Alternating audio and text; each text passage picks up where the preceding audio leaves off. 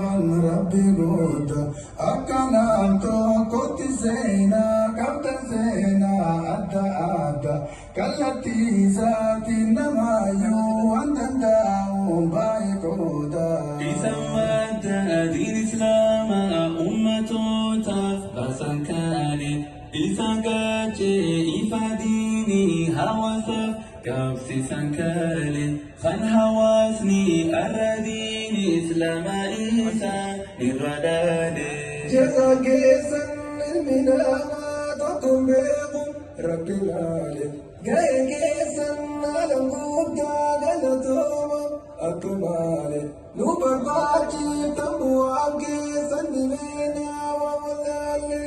Duniyaa tokkummaa seenaa isaanii duniyaa guuturraa waliin dhufee hundi milkii fi raamanni har'a bu'ee gadi waa hundumaa duraa galannee kan Rabbi sindagannee shura sinjachuun rakkumne keeniyaa Nairobi gaalatum Nairobi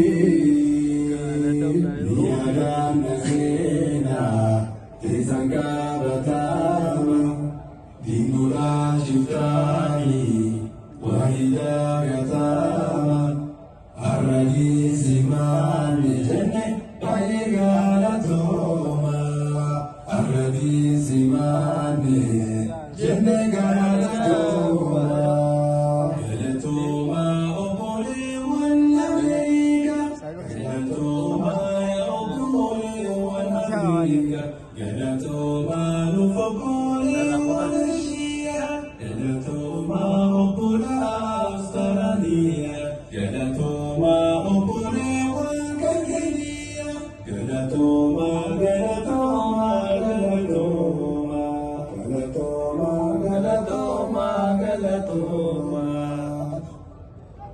Bagaisa. Allahu Akbar. Galatoma galatoma galatoma. MashaAllah, barakallahu fikum. Wallahi kan sagantaan bareedu inshallah itti fufaa jirra itti aansuudhaan baalli Ameerikaa kan fudhate kaleessa jechuudha sheeka keenya